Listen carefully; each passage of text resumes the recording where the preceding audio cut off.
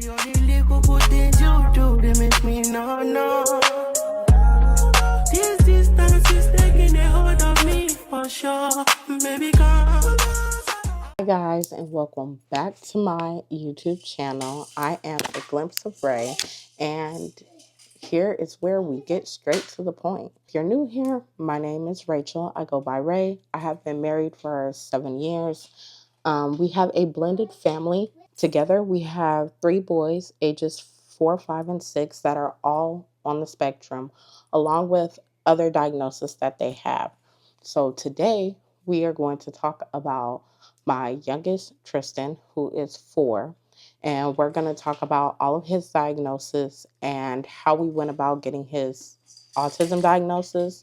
He was 15 months when he was evaluated and diagnosed with autism. Yes, that is young, but I am going to go into his signs and what led up to him being able to get that diagnosis at such a young age. I have all my notes on my phone because I have ADHD and I'll go way off track, okay? So let's get to it. Also, if you hear noise in the background, that is Tristan himself that should be taking a nap, but he's not. So I'm going to go ahead and film this video anyway. So Tristan was diagnosed with autism level 3, along with a language impairment. Now he is 4. I do also believe that he has ADHD, but I have not gotten him evaluated for it. I'm saying that because I myself have ADHD along with my 5 and 6-year-old.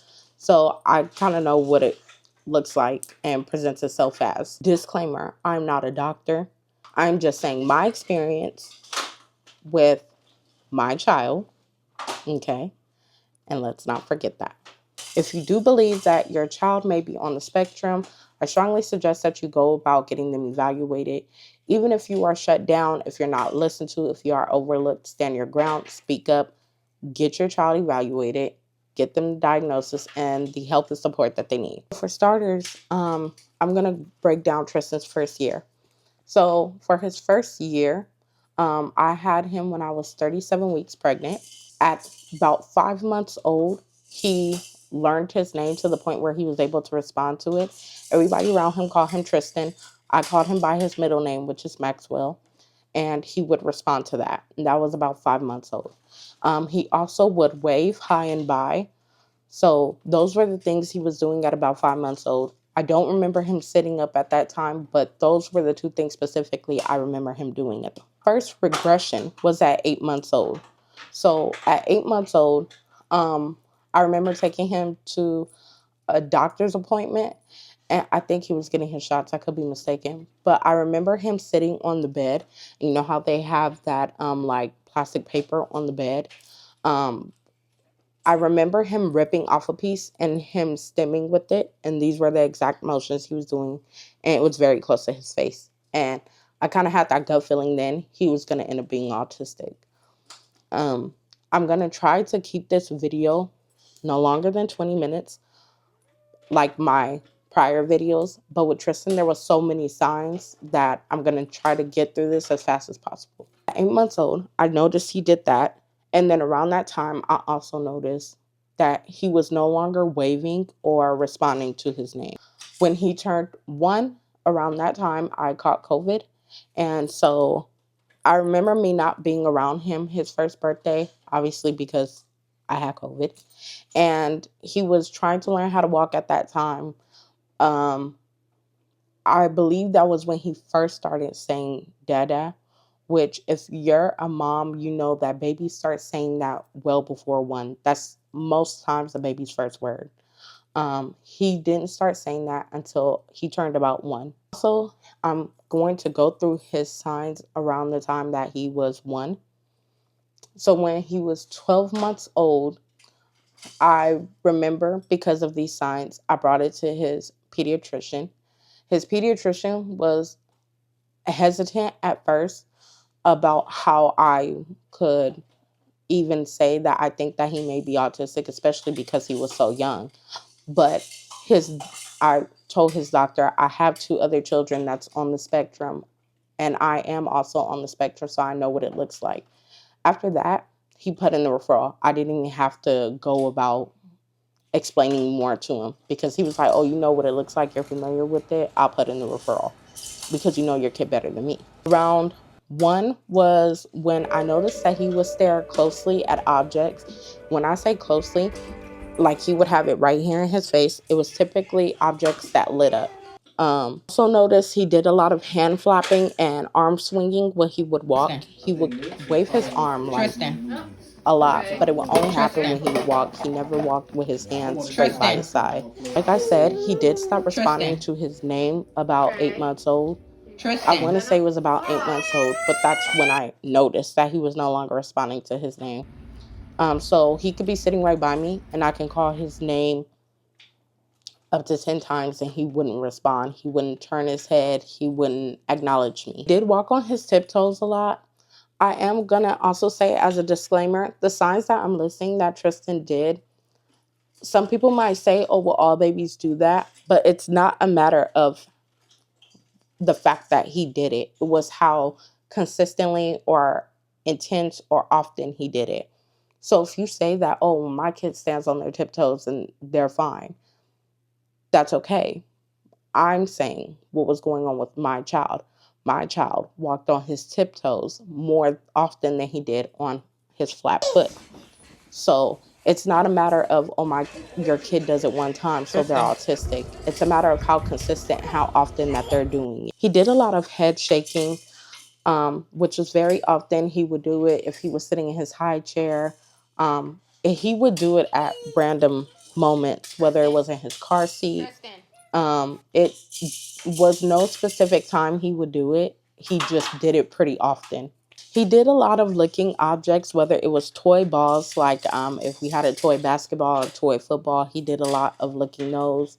He would walk along the couch and lick the couch. He did a lot of licking the stove, licking the fridge, um, licking the oven. He liked to be alone a lot. I noticed that if his brothers were outside of the room and they were playing, or if there was a room full of people, which were people that he was very much so used to, if they were, let's say, in the living room, he would be in the boys' room by himself, wherever he could be by himself.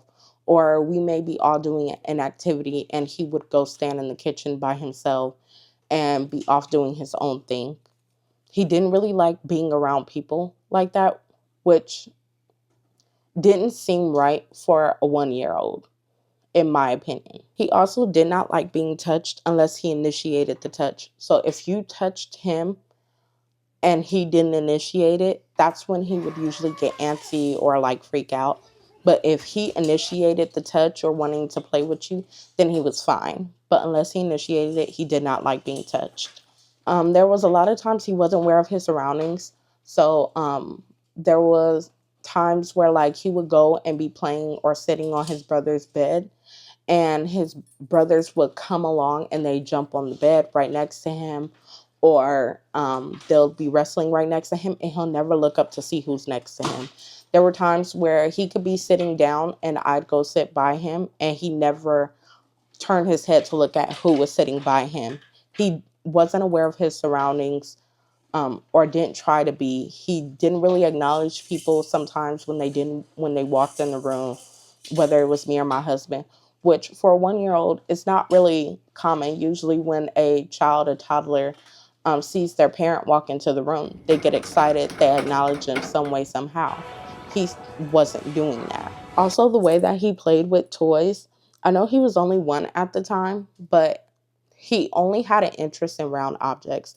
So if he had a toy car, he would turn the car upside down and just spin the wheels and focus solely on that. Anything that, like, they had toys, his older brothers had toy scooters, and he would tip the scooter on its side and just spin the wheel. Anything that he saw was a round object, even if it was his bottle, he would turn on its side and he would just spin it. That was how he played with toys. He had no interest in toys that weren't a round shape. So those were his only interests at the time. How I went about getting him evaluated. So like I said, I brought it to his doctor's attention. He did say that he is pretty young, but um, if the signs were as intense or noticeable as I was saying that they were, that they would definitely evaluate him. We did the parent intake, and then I believe that the parent intake was the evaluation was at the same time as the parent intake. I don't think that she thought that they were actually going to be able to diagnose him with something. And for a long time, I kind of questioned, was it all in my head, because I'm a mom of two boys that were autistic at the time. I was a mom of two boys that are autistic, finding out that I'm on the spectrum. So is this a situation where like I'm around what I'm mostly around? They're on the spectrum. So is it kind of all in my head? Is that all I'm seeing? But the way that his signs were so noticeable, he reminded me so much of Trey, my now 6-year old. And if you saw my video a couple weeks ago, then you know how noticeable Trey's signs were. A lot of people did question, like, isn't he too young to have autism? He wasn't. When you are aware of what to look for and what to notice, it's not hard to see. And even when he started therapy, um, there a lot of therapists would come and they didn't believe that he was autistic first until they were around him more. Because like I said, when you know the signs and you know what to look for, you it's obvious when you know what to look for. When it came time for his evaluation, the woman was doing it. He didn't really have much of an interest in her. He didn't really give her eye contact. The toys that she gave him, if he did have an interest in them, he would take them and go underneath the table to play with them by himself.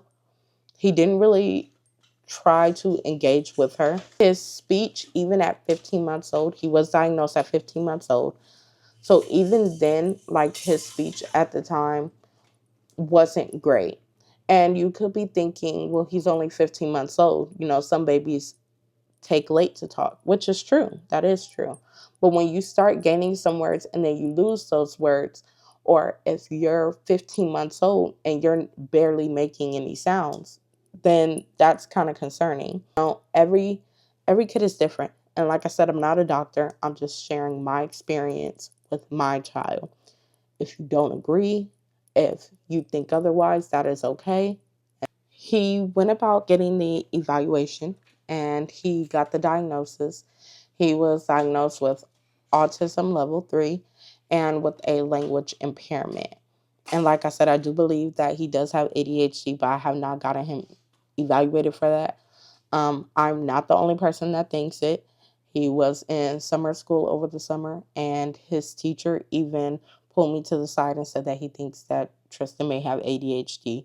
That teacher also had a child that had ADHD, so he was very familiar with what it looked like. For anybody that may suspect that their child may be on the spectrum or anything may be different about them, please go about getting the help for your child that they may need, whether that's an evaluation, a diagnosis, therapies, if you're okay with it.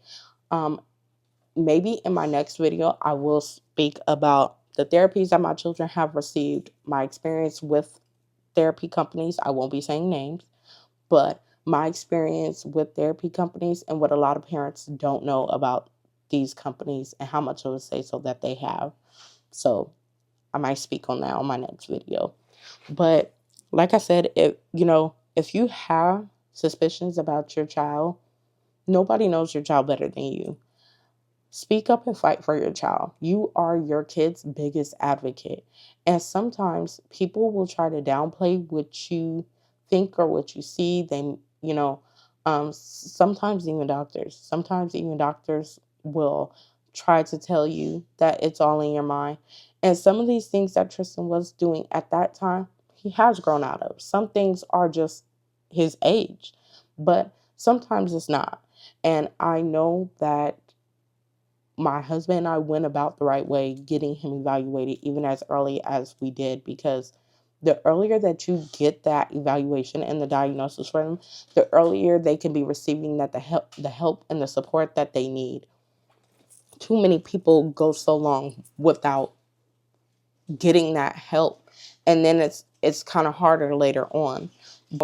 Like I said, you are your kid's biggest advocate. I had so much footage just alone of Tristan and what he was doing. I was prepared to show the doctor in case he didn't do those things at the time of the evaluation. But he did so many of those things that it did not take her long to agree that he was on the spectrum. At first she was saying, oh, he's young, so maybe it could just be his age. But as the evaluation went on, she said, I see what you're talking about. So those were the things that I saw in him. Sometimes the signs aren't always as obvious as that. Like I said, I knew what autism looked like. I knew what to look for. So it was pretty easy for me to spot those things out and say, okay, I'm seeing it. But sometimes it's not that easy. The signs aren't that noticeable because that's how it was for my now 5-year-old. The signs that Tristan had, especially at the age that he was, Tyler didn't have those super noticeable signs that Tristan had at that age. For Tyler, it was a lot harder to tell. And I get why people would ask, like, are you sure he's on the spectrum? But like I said, when you know what to look for, then it's not hard. Those are just the signs that Tristan himself had. Every kid is different. Even every kid on the spectrum is different, and that's why it's called a spectrum. Enough with that. Those were the signs that I saw in him from 5 months until the time he got diagnosed. I think on my next video, I will talk about as far as therapies that my kids got.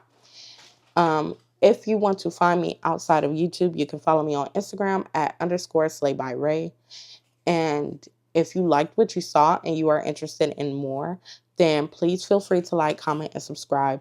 Autism will not be the only thing that I talk about. I will talk about more, but right now this is just what I'm starting off my channel with. Within the next within the next couple videos or few videos, I will talk about more.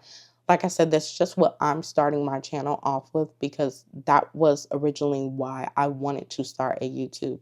I wanted there to be awareness spread coming from someone that looked like me because there aren't a lot of platforms of people of color that are spreading this awareness or a special needs family.